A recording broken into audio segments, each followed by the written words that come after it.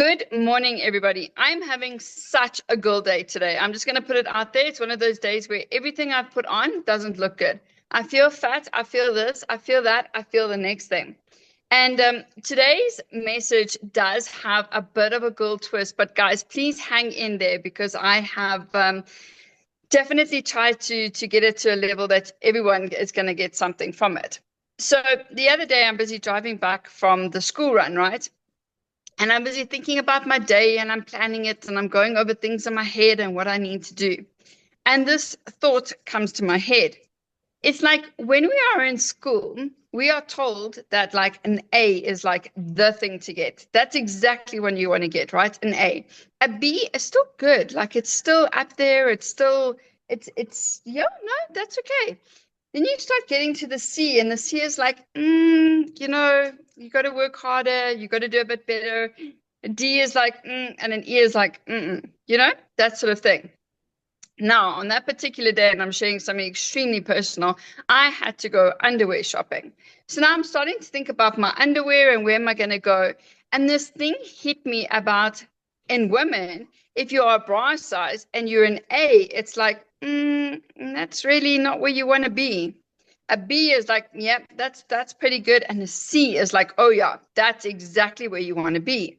And I was like, how is this so much? It's full of so many contradictions. Like your brain is conditioned in one place that I need to get an A. And then in another place, it's like, oh, no, don't get that A, get that C. And it started making me think of all of these conditions that society or life puts on us. So I've got a few examples, and I know that some of them are going to be controversial, but just hang in there with me, okay? So we also we tell ourselves that we need to fit in. We don't have to actually fit in, but we do need to fit in. So if you can cast your mind back to high school, if you weren't in that cool clique, like you're told to be yourself, just act yourself, but all you actually want to be is in that cool group. The same as for women. You are so beautiful just the way you are. But yet, if you just put on a little bit of blush or a little bit of mascara, then you're going to be, it's just going to heighten you to a different level. We're all one. This whole unity thing about, especially in South Africa, we are all one. It's all about unity. But as soon as somebody doesn't believe somebody else's belief, then no, that's not good. There's gain. It's this contradiction to what we're doing. We need to work hard, right? We got to work hard. No, don't work too hard. Don't work too hard. You got to find that balance. Like I say, listen, guys, some of these are a little bit controversial, but hang in there with me. We celebrate children. We celebrate worth. Murder is absolutely wrong. But then some people think that abortion is right. Like contradiction. Marriage is just a piece of paper. Don't worry about it. But let's have a massive wedding. Let's invite 120 people and let's throw the biggest party that this town has ever seen. We need to be financially responsible. Like, be financially responsible. Did you guys see that new credit card that just came out? Maybe I should go and get that. All of these things are contradictions that we experience every single day in our life that can cause this conflict within us. Like, it just, as I started looking into one, then I started seeing all of these others.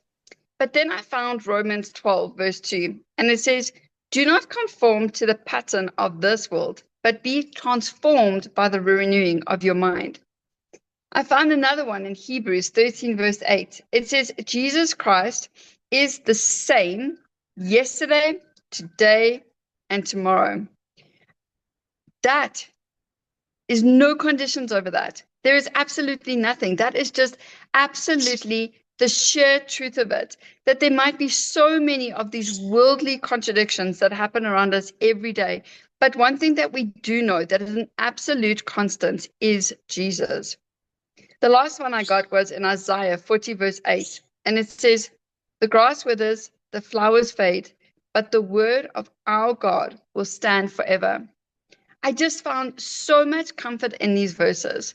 So when we are facing these contradictions that happen sometimes on a daily basis without us even knowing, we can turn to God. We can turn to the word. We can pick up the Bible, and we know that that is the same yesterday, today, and forever.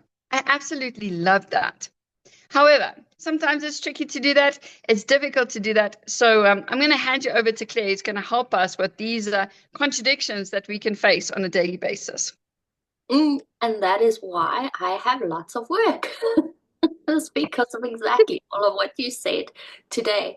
And that is what society and social media and our whole lives have been programmed by. This is good, that is bad. And if you had to take every scenario in your life, some people will think it's good, and another person on the other side of the world will think it's bad.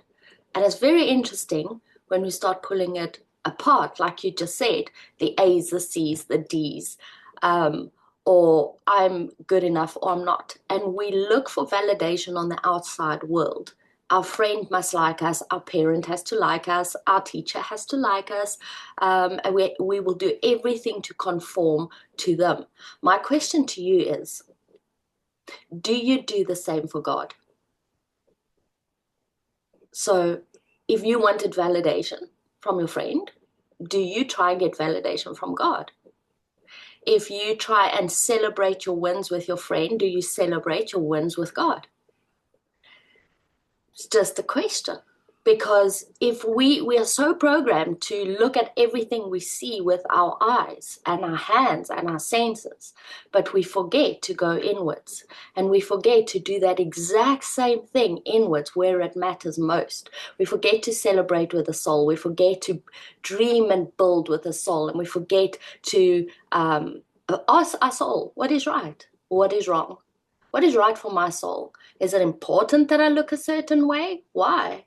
Or is it important that I work hard? Why? Perhaps the answer is yes. Perhaps your soul is wanting to get you to the next level. Or perhaps it's like, no, you need a break and you've been pushing too hard.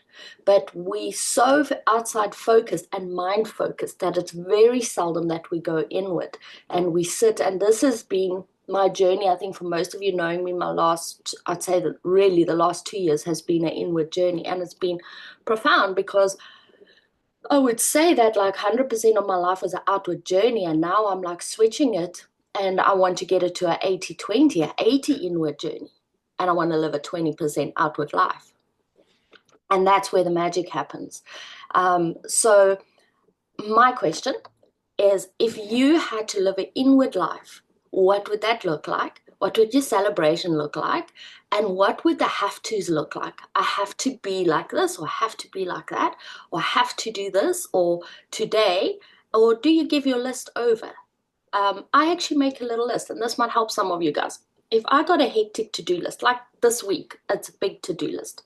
I take a page, I write all the things that Claire can do, and all the things that are out of my control that I can't do, that I want God to take control over.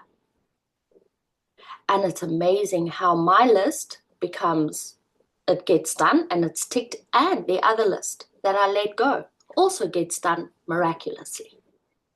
So that is the inward journey. That's the going from the outside world senses into the inner world of trusting God and the path that is set out for us. So I hope that helps. It's a little bit less, but a lot more inward.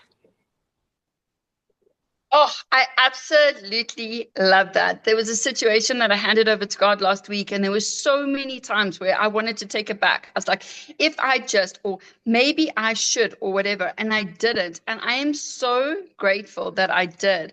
But I absolutely love that list in terms of being conscious of it, being able to see it. It's something tangible. This is definitely something that I'm realizing. If something is like in the physical, so the list that I can pick up, touch, feel, smell, whatever to do with it, then it seems so much more easier for me than if I keep it inward. We often speak about journaling. We often speak about putting things down on a piece of paper. And a lot of us go, oh, I don't have time for that. I really don't have time to sit and write this down on a piece of paper. But this is exactly what you're talking about, is that if you just take that time to go inward, to write it on the piece of paper, or to go inward and have that conversation with God, you will find you end up having so much more time than what you actually thought you did. I know this sounds like a bit of a contradiction, but it absolutely isn't. This is like, I can vouch for this, like, change your life. Me too, exactly. It is, and even if you don't have time to sit and write it down, while you're in the car, while you're sitting in traffic, or while you're waiting for something, take the time, go inward, just be quiet Mm. inward and put the list together, put bullet points. You don't have to sit hours. I don't journal for hours, maybe sometimes 3 minutes, 2 minutes, some days none. It's mostly done on the beach or when I'm driving, um, as long as it always comes in some form. So, yeah, stop validating from the outside world Mm. and Mm. just try this for a Absolutely. week. Try it for a week and see how your life changes. Yeah, you talk about that even when you're in the car. So this is not a promo or anything, guys, but yeah, Claire's done this amazing automation course, and in one of the aspects was using your phone, like your Siri or something like this that takes voice notes. And in the beginning, I felt like such an idiot. Here I am driving in my car, talking to my phone. But oh my gosh, what a difference I've made. Because even then, in that moment, if I want to add something to my list or take it away that I've thought about, it's such a quick thing that I can just pick up my phone and I speak it out. I say, please add so and so to my list, and it's done.